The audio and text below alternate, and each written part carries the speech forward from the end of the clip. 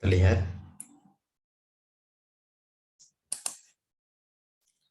Sudah terlihat ya? Sudah, Pak. Oke, untuk malam hari ini materinya sangat menarik terkait mata kuliah patofisiologi. Temanya untuk saat ini adalah shock, kemudian multiple organs, dysfunction syndrome yang berkaitan dengan ketidakfungsian sindrom pada berbagai organ, kemudian disertai dengan paparan shock. Ini CPMK yang kalian harus kuasai untuk mencapai kompeten. Kemudian ini subjek pembahasannya, yang mana ada shock, ada manifestasi klinisnya, kemudian ada kegagalan organ, disfungsinya organ, saat shock itu bagaimana, ada treatmentnya, dan lain-lain. Nah, mungkin dari foto sekilas ini, itu satu foto banyak maknanya. Ada juga foto sekilas ini melihat dari segi orang kesehatan, oh bisa jadi itu serangan jantung atau PCK. Ada juga pada orang bujangga, biasanya ini karena sakit hati ditolak kekasihnya, terutama yang punya kekasih. Hanya intermezzo aja.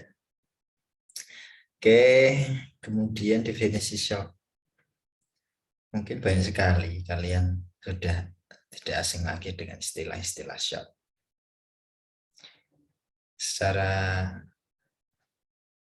patofisiologisnya, shock ini bisa terjadi karena di dalam sistem kardiovaskuler ini malfunction atau gagal berfungsi, dysfunction, terutama pada jaringan, pada sel, pada organ, yang mana semuanya itu berkaitan satu sama lain, yang menyebabkan meluas berkaitan dengan gangguan metabolisme seluler, juga fungsi jaringannya.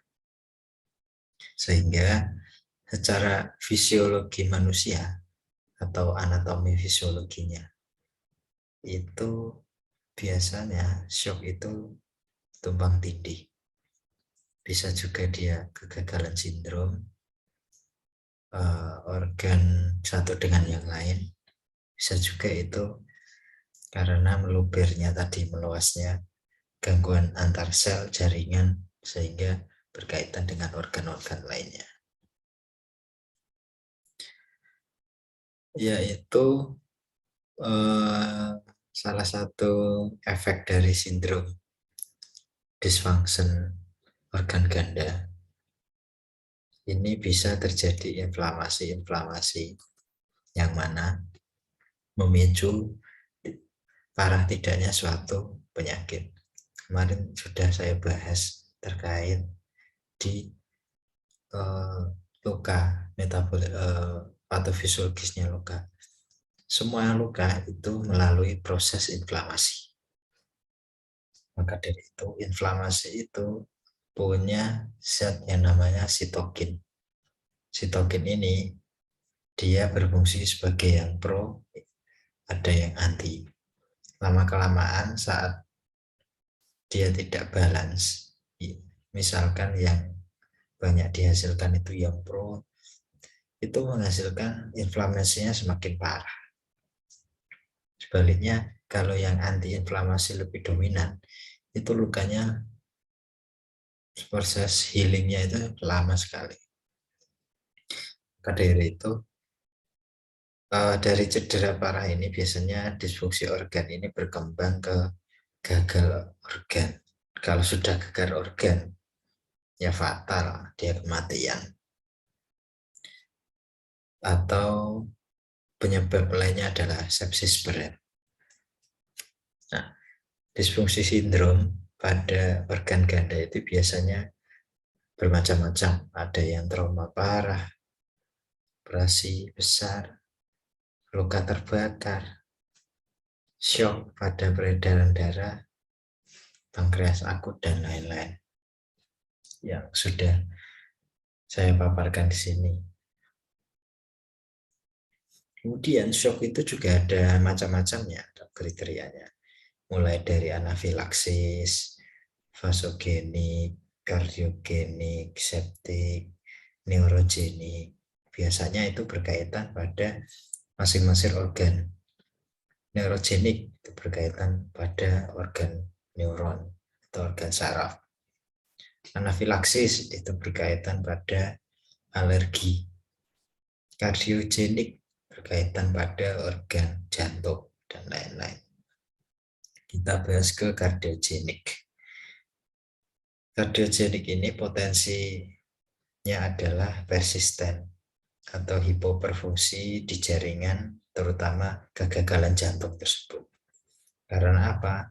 Di dalam volume intravaskuler yang adekuat ini ventrikal kirinya terlalu ada pressure saat pengisian darah, jadi tidak balance, maka terakibatkan disfungsi jantung. Ya mirip-mirip kayak serangan jantung sih. Ini yang paling parah itu memang saat jantung ini mendadak tidak mampu memompa darah.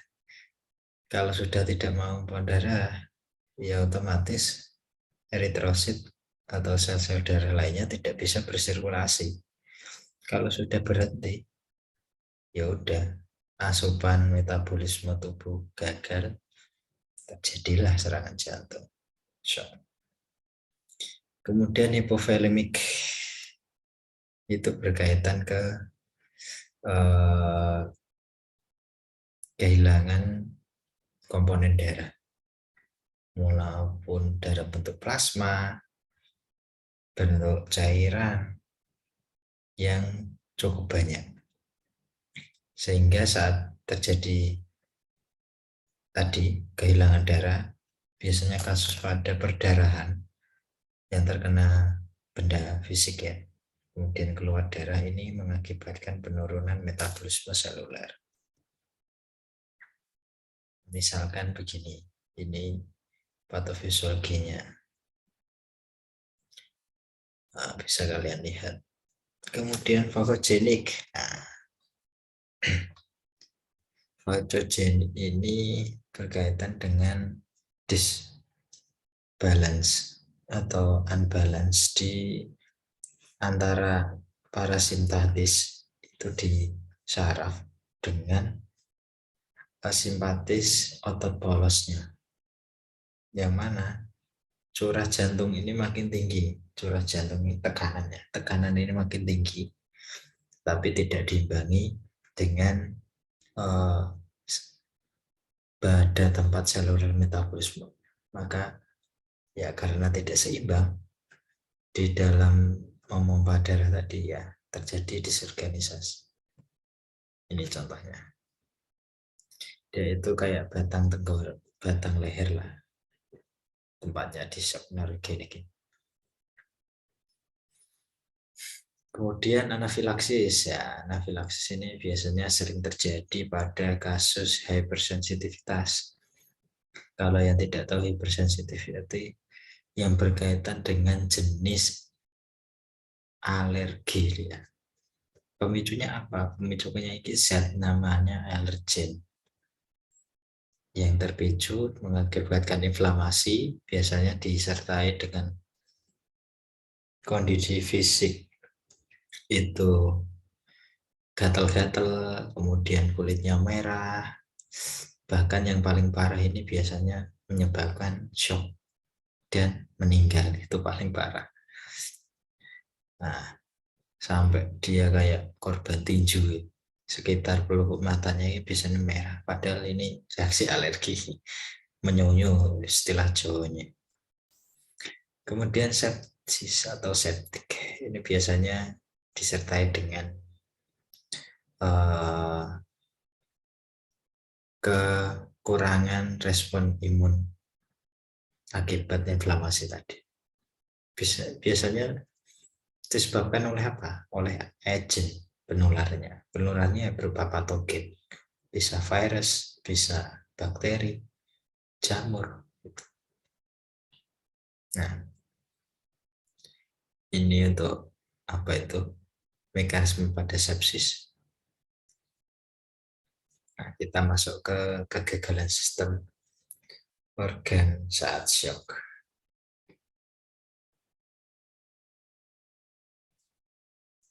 Tadi multiple organ dysfunction syndrome ini biasanya akibat respon inflamasi sistemik yang antara dua organ sistem atau lebih ini saling tidak berfungsi satu sama lain. Misalkan saja satu organ jantung saja tidak berfungsi itu sudah menjadi masalah, apalagi ditambah dengan multiple organ itu lebih masalah lagi.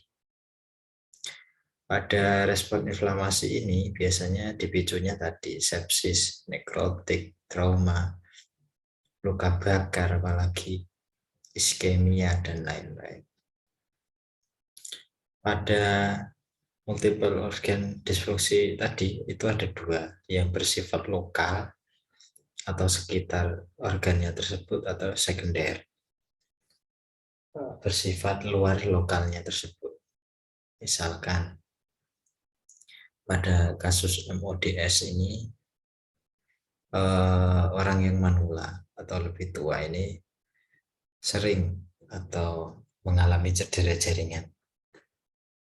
Sebelumnya ada punya riwayat penyakit yang diidap atau trackingnya, riwayat penyakitnya.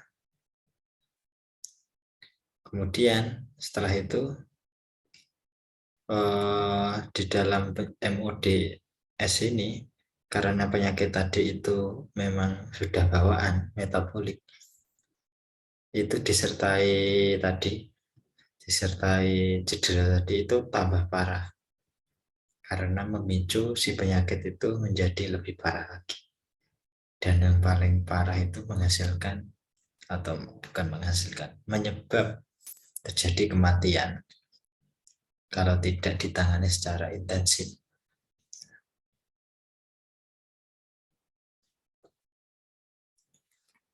Bisa kalian lihat dari 54% harapan hidup, bukan harapan hidup, sistem disorganization itu bisa 100% dengan 5 organ yang gagal, itu banyak sekali.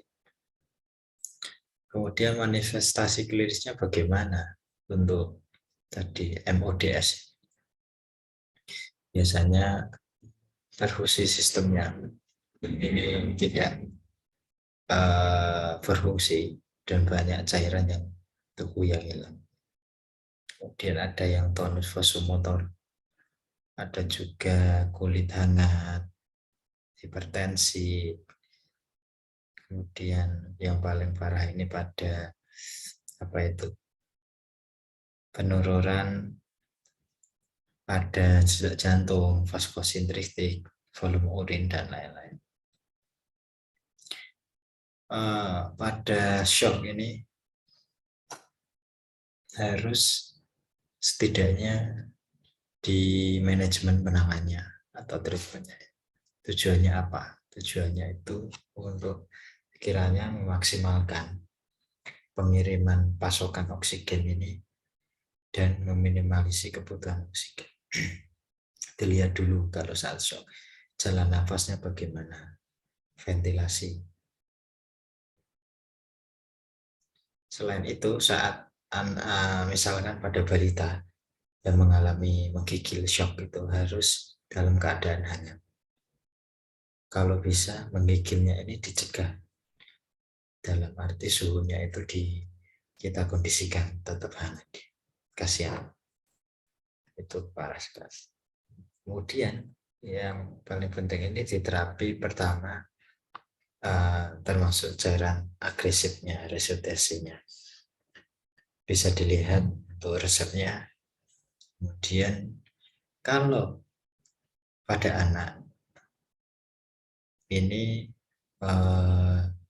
langsung ke perawatan pertama dia, biar tidak lebih parah lagi. Tapi diingat tadi keadaan shock ini suhu tetap dijaga. Yang paling penting ini antibiotik harus diberikan untuk jam pertama, terutama pada kasus-kasus sepsis akibat patogen patogen tadi.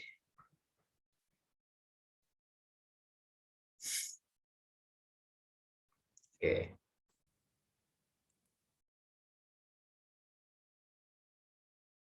Oke, mungkin itu saja untuk pembahasannya. Kita langsung ke sesi diskusi. Tinggal 12 tok. Lainnya mana? Ada yang satu. Itu ada yang gabung. Oh iya. Sesuatu nona Ada yang gabung Pak Zoom-nya. Ada yang gabung.